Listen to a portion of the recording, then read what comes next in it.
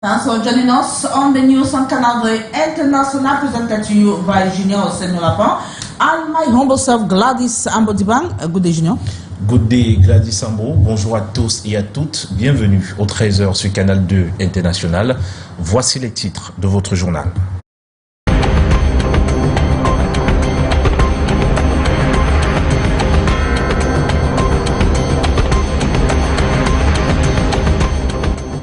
Que savons-nous des nouveaux prix sur le marché de la viande de bœuf au Cameroun, plafonné par le gouvernement à 2500 francs CFA pour le kilogramme avec os et 3000 francs CFA sans os? La situation est tout autre sur le marché. Vous le verrez en ouverture de ce journal.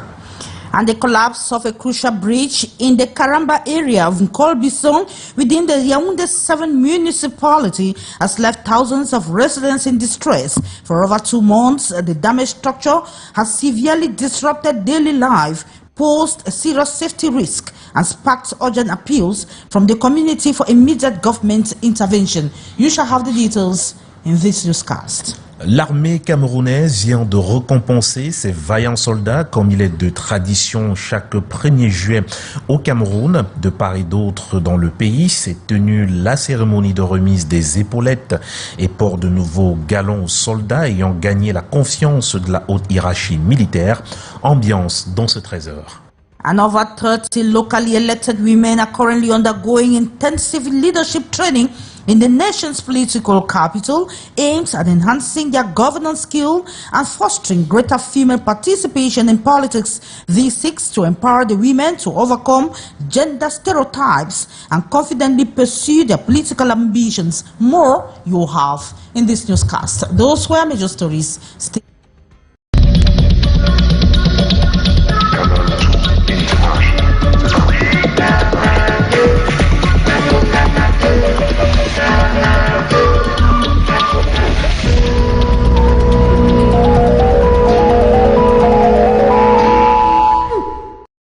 And so joining us once again, you can watch us live on our social media handles, Facebook and YouTube. We begin with the implementation of the homologated meat prices. Eh bien, plus d'une semaine après la décision du ministre du Commerce de plafonner les prix de la viande à 2500 francs CFA pour le kilogramme avec os et 3000 francs CFA sans os, la situation est tout autre sur le marché. Eh bien, sur les étals, le prix du kilogramme avec os, par exemple, oscille entre 3200 francs CFA et 4000 francs CFA, des tarifs qui varient en fonction de chaque commerçant. Constat fait par nos reporters Lesline Poumecha et Marius Poisson. Pour ce commerçant du marché Monkama-Douala, il est impossible d'appliquer les prix homologués de la viande de bœuf, notamment 2500 francs CFA pour le kilogramme avec os et 3000 francs CFA pour le kilogramme sans os. Le problème, c'est le manquement de levée. Le manquement de levée. Quand on dit baisser le prix, s'il y en a, un truc surprise.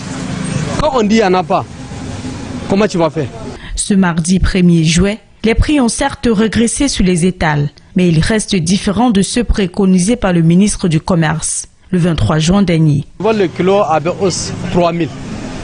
Le sans os, nous vendons ça à 3500. Souvent c'était à 4000. Et maintenant on a diminué. Avec os c'était 3200, maintenant c'est 3000.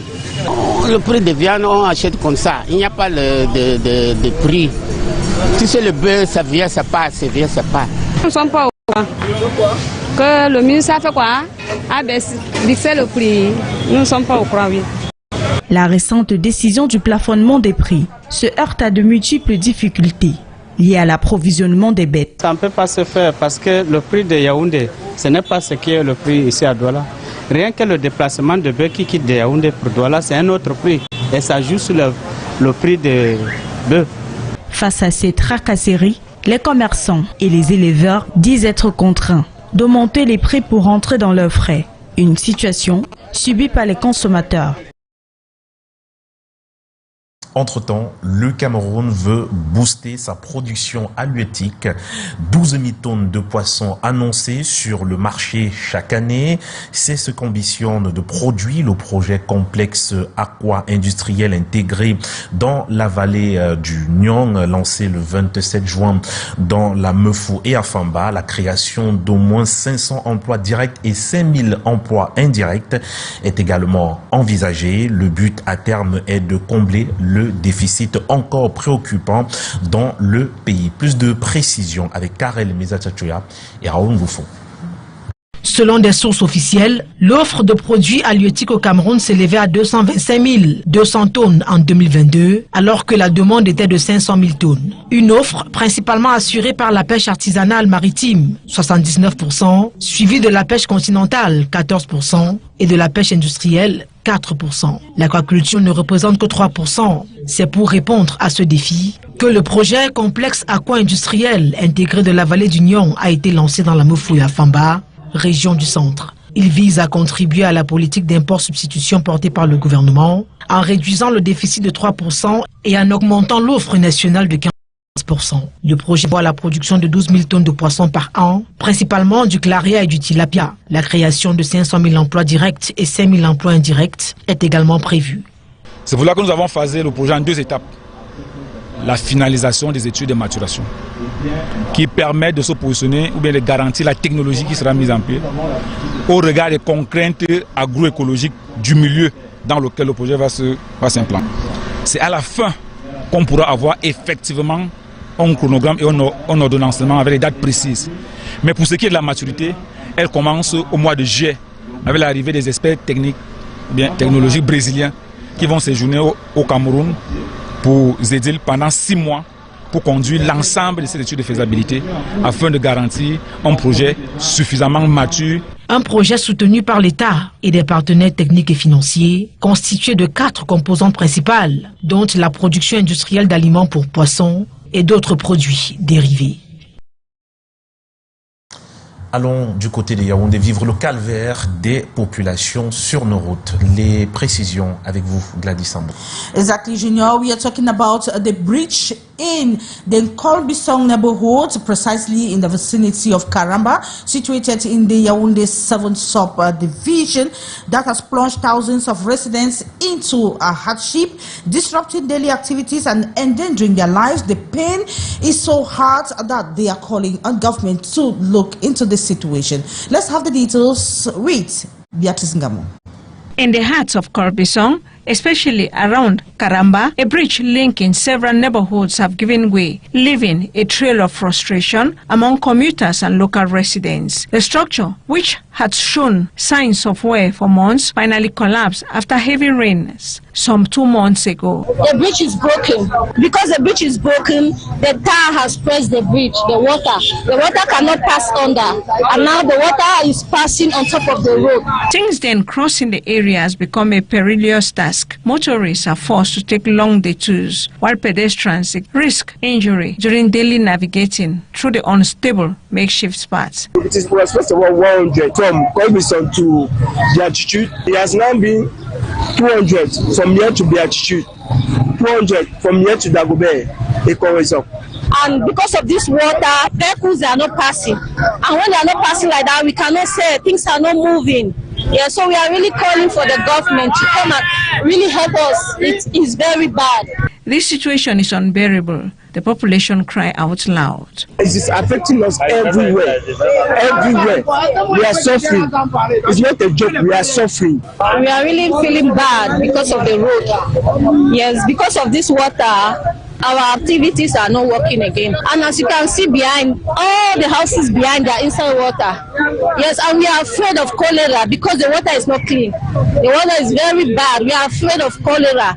Local authorities are seeing the incident, but they awaited urgent intervention still to come. However, as the days go by, impatience is growing among residents who demand a lasting and swift solution. And until the repairs are done, the people of Kolbisong, Karamba, Beatitude, Dagobert and Ekozok must cope with the broken bridge that has disrupted way of life.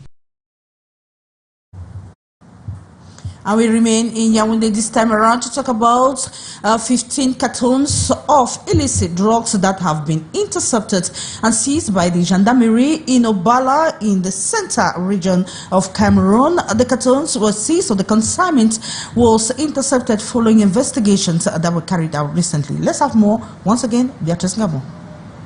Roadside medication, the sale and purchase of pharmaceutical products outside the medicine store and pharmacy, but along streets, markets, bus stations, among others, growing by leaps and bounds at Obala. Very risky to the population. Why this appeal from the gendarmerie? Je lance un appel aux populations de faire très attention. I'm calling on the population to be extremely cautious, as these medications are potentially very hazardous. Since we don't know their exact origin, manufacturing process, or storing conditions, consuming them could be very dangerous for the public. For those seeking treatment or suffering from various illnesses, we strongly advise against consuming these medications. Instead, we recommend visiting pharmacies, which are the designated places to obtain and purchase medication safely. C'est l'endroit indiqué pour se ravitailler et acheter des médicaments.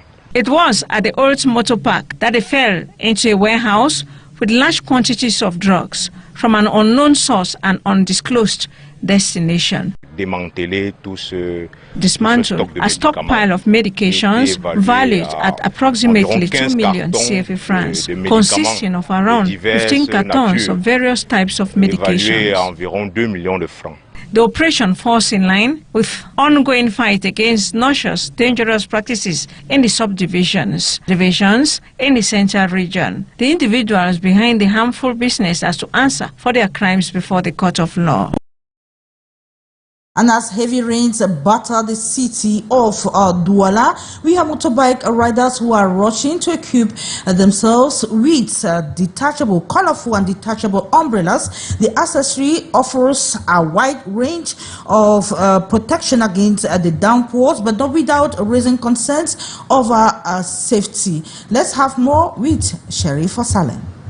The rainy season is back in full force and with it a surge in demand for motorbike umbrellas. According to riders, without an umbrella, riding in the rain isn't possible. C'est une journée sans rien travailler, mieux c'est de devenir acheter parasol qui peut permettre de me couvrir.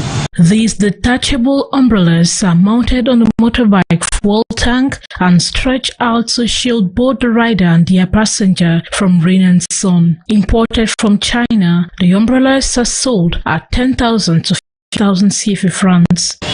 Tous les personnes qui viennent ici, pour rien d'acheter, tout ça important. But while the umbrellas provide practical protection, they also present serious safety risk. The umbrella's wide surface area can catch wind easily, reducing stability and visibility and increasing the chance of accidents. Plusieurs fois, je suis passé en cours de route, je passe ma famille.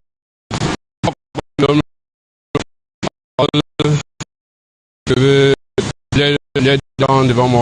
Market stalls at busy intersections such as the one at Nkululung and Deux Églises have become go-to destinations for riders seeking to stay dry while working long hours in unpredictable weather. Si la pluie me trouve à la maison, je ne vais pas pouvoir me déployer facilement. Despite these concerns, the umbrellas have become an item of the rainy season for motor taxi riders. Thank you so much, Sherifa Saleh. And let's not forget, yesterday, July 1, was the awards or Epaulette Award ceremonies in military regions across Cameroon. Eh bien, un éclat nouveau des uniformes, du moins sur des uniformes de gendarmes ce 1er juillet 2025. C'était hier, le 1er juillet 2025. Eh bien, des pandas fraîchement promus ont reçu leurs épaulettes à la cour principale des services centraux. C'était au cours d'une cérémonie haute en symbole et en émotion, présidée par le secrétaire d'État à la défense chargé de la gendarmerie. Les détails dans ce reportage signé Arnaud Guéfac et Serge Alain-Zibou. Garde à vous dans la précision et la solennité. Regard attentif et vigilant des plus hauts gradés de la gendarmerie. En ce 1er jour de juillet, place à la tradition pour honorer les promus. Le secrétaire d'État à la Défense chargé de la gendarmerie préside la cérémonie. Les vedettes du jour sont dans un décor soigneusement dressé. Entre alignement et uniforme impeccable, chaque geste compte. De nouvelles épaulettes pour chacun. La carrière est montée d'un cran. C'est le temps des émotions. Je suis tellement heureuse parce que aujourd'hui, je vis un rêve devenir réalité. Mon rêve qui était celui de devenir officier supérieur de gendarmerie. Auparavant, ce n'était qu'un rêve. Aujourd'hui, je me rends compte bien que c'est effectif. J'ai arboré les attributs de chef d'escadron de gendarmerie. Ce galon, c'est une joie vraiment parce que j'ai 10 ans de service et je quitte d'un grade à l'autre, c'est-à-dire que j'étais militaire de rang, maintenant je suis sous-officier de gendarmerie. À toutes les strates de la gendarmerie, d'officier supérieur à gendarme, l'engagement et le mérite sont portés à l'honneur. Ceux à l'honneur, là, ont bravé l'épreuve du travail, le bon travail. Notre métier que nous avons embrassé n'est pas aisé, c'est parsemé de beaucoup d'obstacles, mais par la grâce de Dieu, nous arrivons toujours à honorer à toutes les tâches que la hiérarchie nous confie. Promotion, mais aussi célébration, du champagne pour arroser. Les uniformes brillent là un peu plus. À Ebolova, à la cour d'honneur du 11e bataillon d'infanterie motorisée, eh bien, l'événement a fait vibrer plus d'une personne. Regardons avec Ambroise Fogui. Le président de la République, vu la Constitution. Dans la cour d'honneur du 11e bataillon d'infanterie motorisée Bima à Ebolova, l'ambiance est martiale. Sur le fronton de la tribune, une devise trône. Honneur et fidélité. En uniforme d'apparat, le colonel Djamohaman, commandant le 11e BIM, lance le traditionnel « Mais dévoie mon général » avec fierté et engagement. Sous un air de la fille du régiment, le général de brigade Aswalai Blama, commandant d'armes de la garnison d'Ebolova, passe les troupes en revue. Au pas cadencé, 2 sections de gendarmerie, 2 de l'armée de terre, une section de la marine nationale et une section des soldats du feu, escortés par le drapeau et sa garde. La compagnie musique du 11e bataillon de commandement et de soutien en assure le rythme. Temps fort, le port de galon pour 3 officiers, dont un supérieur de la gendarmerie, 7 sous-officiers et 5 militaires de rang. Et c'est un honneur de savoir que le haut commandement a estimé qu'on est apte à servir en tant qu'officier. Cette épaulette est pour moi comme une récompense et ça m'appelle à travailler davantage pour la nation. Mais devant mon général. Des distinctions marquant le mérite du second semestre et du second trimestre de l'année budgétaire 2025. Le galon ne se donne pas, il se mérite sous le feu de l'engagement.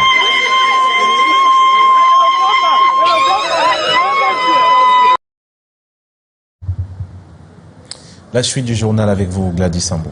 This time around, we talk about female leadership. Over 30 of them in the nation's political capital, Yaoundé, are being schooled on how to effectively carry out their leadership activities and get more women involved in governance and politics. The training in the nation's political capital, Yaoundé, is an initiative of the German corporation GIZ to empower and encourage more women in politics. Let's have more with Bonaventure Ate.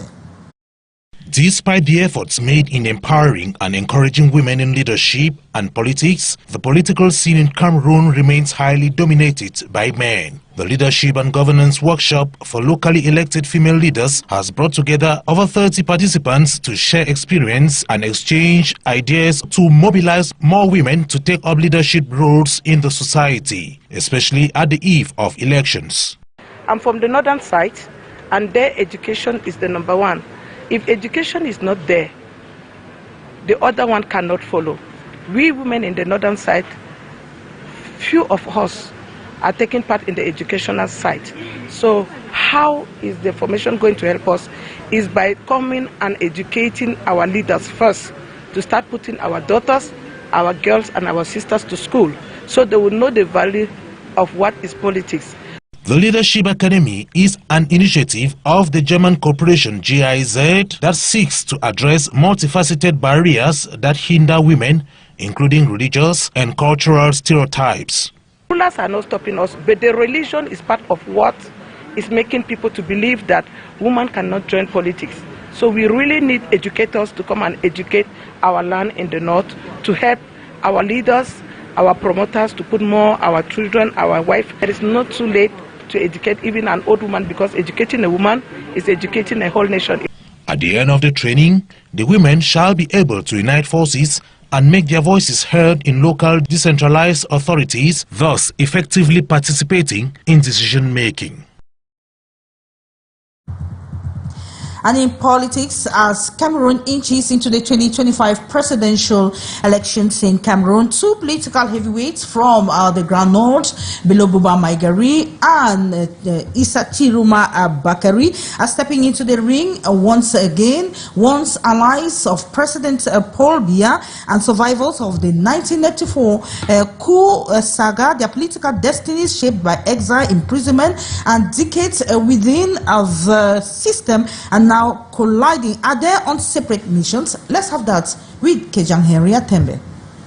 Two towering yet controversial political figures from Cameroon's Grand North, Bilobuba Maigari and Issa Chiruma Bakari, have re-emerged at the center of national attention. Once allies of President Paul Biya, their parallel journeys are now converging as both men announced bids for the 2025 presidential election. Is their pedigree a sign of a common destiny? In 1992, Bilobuba Maigari was appointed Prime Minister by President Biya, a historic move that marked him as the first to occupy the Star Building under Biya's leadership. However, his tenure was cut short in the aftermath of the failed 1984 coup d'etat.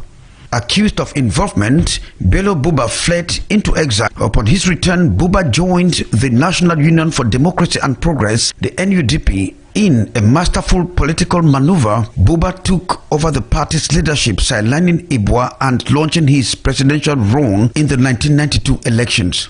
That campaign marked the beginning of an ambitious alliance with the ruling CPDM, a political marriage of convenience that lasted nearly 3 decades, maintaining his visibility in government while keeping the NUDP tethered to the regime. Issa Chiruma's trajectory was more rugged but not less significant. Unlike Buba, he faced trial and imprisonment, emerging years later as a resilient political survivor. During the wave of political liberalization in the 90s, Chiruma found his way into parliament and later the cabinet, aligning with the CPDM while retaining a fiercely independent voice. Known for his combative style and populist flair, Issa Chiruma Bakari became one of the most recognizable spokespersons of the Biya government until he too began to distance himself from the establishment. Both hailed from the Grand North, both served in parliament and cabinet, and both remained within the Biya's orbit until recently. The emergence of Buba and Chiruma could reshape the dynamics of succession and regional influence. And despite their differences, Buba, the quiet technocrat, Chiruma, the fiery populist, their re-entry into the race for Cameroon's highest office signals a moment of reckoning. Kejan Henry Atembe with that paper there, and we talk sports this time around. Eh bien, on parle de la FIBA basket, on va dire FIBA U19 World Cup de Lausanne. Amadou Sieni et ses partenaires ont concédé hier leur 3e défaite d'affilée au mondial U19 de basketball garçon qui se déroule actuellement à l'Arena de Lausanne en Suisse, battu 70 points à 129 par les États-Unis d'Amérique. Les hommes du coach Steve Tiengang terminent leur phase de groupe sans aucune victoire.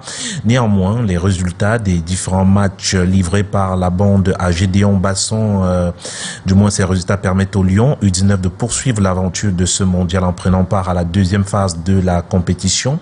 Engagé pour les 8e de finale, le Cameroun tentera de sauver son honneur en venant à bout d'Israël, vainqueur de la poule C cet après-midi dès 15h30.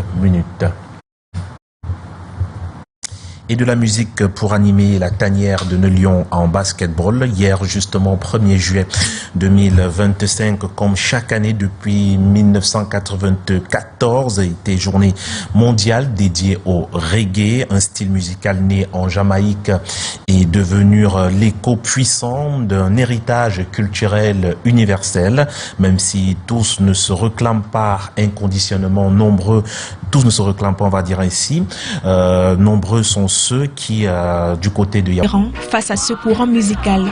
Je ne suis pas vraiment cette musique, à part Bob Marley, effectivement. Si on a écouté sa musique, quand même, c'est une bonne musique. Et que plusieurs personnes devraient aussi suivre un peu ce rythme-là. Oui, ça peut se dans le monde entier, mais beaucoup de gens ne sont pas attachés par ça. Né dans la simplicité des quartiers populaires jamaïcains, le reggae s'est aujourd'hui imposé sur les scènes africaines et mondiales, continuant d'inspirer artistes et fans porteurs d'un message universel d'espoir et de résistance.